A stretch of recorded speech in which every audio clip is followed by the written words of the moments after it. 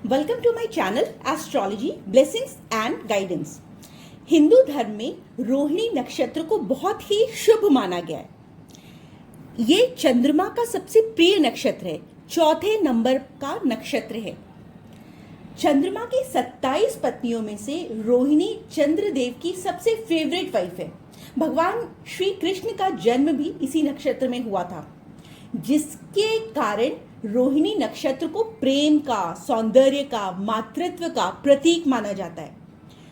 हमारी spiritual stories के अनुसार रोहिणी नक्षत्र की 27 पत्नियों में से जो रोहिणी थी वो सबसे ज्यादा सुंदर थी और चंद्रमा रोहिणी के प्रति एक्स्ट्रा डिवोटेड थे, एक्स्ट्रा डेडिकेटेड थे, आसक्त थे। रोहिणी नक्षत्र की सबसे खास बात यह है कि यदि किसी फीमेल का जन्म रोहिणी नक्षत्र में होता है तो पति और पत्नी के बीच में प्रेम और सुख समृद्धि शादी के बाद बढ़ती चली जाती है और मैरिड लाइफ में मिठास घुलती चली जाती है और शादी के बाद मेंटल पीस, मैरिटल हैप्पीनेस बढ़ती जाती है। ऐसी वाइफ्स अपने पतियों के लिए बहुत भाग्यशाली होती हैं।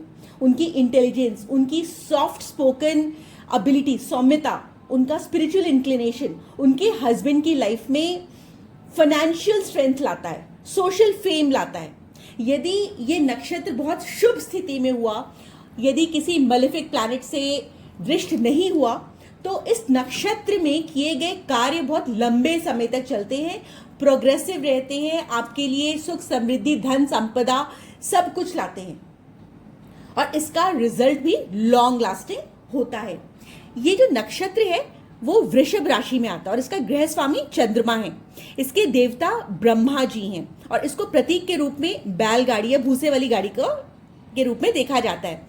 ये शूद्र वर्ण को बिलोंग करता है और यदि आप इस नक्षत्र के अच्छे प्रभावों को अटेन करना चाहते हैं तो आपको नर सांप की सेवा करनी चाहिए। अब आप कहेंगे कि नर सांप कहाँ मिलेगा, तो आपको उसके लिए जू में जाना पड़ेगा। जू में बहुत सारे स्नेक्स होते हैं, वहां पर आप इनको कुछ भी फीड करा सकते हैं। इसके अलावा इस नक्षत्र के स्ट्रॉन्ग रिजल्ट्स को अटेन करने के लिए आप जामुन का पेड़ लगाइए। पहले घर में गमले में लगाइए और फिर जब बाद में वो पौधा बड़ा होने लग जाता है उसको जाकर के किसी खुले एरिया में, पार्क में लगा सकते हैं।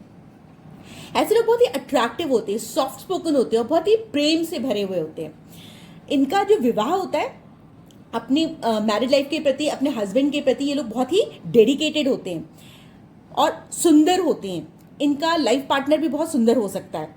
ये लोग ध्यान और साधना से अपनी मेंटल स्टेबिलिटी को और बेहतर कर सकते हैं। जो इस नक्षत्र की डिग्री है वो है 10 डिग्री से 23 डिग्री 20 मिनट्स के बीच में। वृषभ राशि को इसका मस्तक मतलब फोरहेड कहा जाता है। कहा जाता है कि जैसे जैसे चंद्रमा एक महीने में एक बार जो चंद्रमा है इस नक्षत्र से गुजरता है, तो जैसे जैसे चंद्रमा रोहिणी के पास आता जाता है वैसे वैसे रोहिणी का रूप निखरने लग जाता है, वो और ब्यूटीफुल लगने लग जाती है। तो यदि किसी वाइफ का चंद्रमा रोहिणी नक्षत्र में है तो उसके साथ भी ऐसा होगा। इसके देवता जो है वो ब्रह्मा जी हैं। ऐसे लोगों को सिर्फ एक तरह से ही जीता जा सकता है, उनकी भावनाओं को समझ करके, उनको आदर दे करके, उनकी सेंसिटिव नेचर को अंडरस्टैंड करके। ये लोग बहुत अट्रैक्टिव होते हैं, बहुत प्रोग्रेसिव होते हैं, क्योंकि ये नक्षत्र किसी भी एरिया के सेंटर प्लेस के अट्रैक्शन को डिनोट करता है। तो जब भी चंद्रमा का जो ट्रांजिट है रोहिणी नक्षत्र से होगा तो कुछ प्लेसेस हमेशा लाइमलाइट में आती हैं, सेंटर ऑफ अट्रैक्शन बनती हैं। तो हमारे को इस नक्षत्र के अच्छे से यूज करना चाहिए, या हम अपनी लाइफ में कोई इवेंट ऑर्गेनाइज करना चाहते हैं तो हम लोग रोहिणी नक्षत्र का यूज कर सकते हैं। उससे आपको बहुत अच्छे रिजल्ट्स मिलेंगे। इस नक्षत्र के अच्छे प्रभाव को अटेन करने के लिए, लेने के लिए, अपनी लाइफ में बढ़ाने के लिए इसकी एनर्जी को यूज करिए। आप जामुन का पेड़ लगाइए, उसकी सेवा करिए, सोमवार का व्रत करिए और मोती धारण करिए। आप रोहिणी नक्षत्र के मंत्रों का जाप करेंगे तो उससे भी आपको बहुत अच्छे रिजल्ट्स आएंगे ही आएंगे।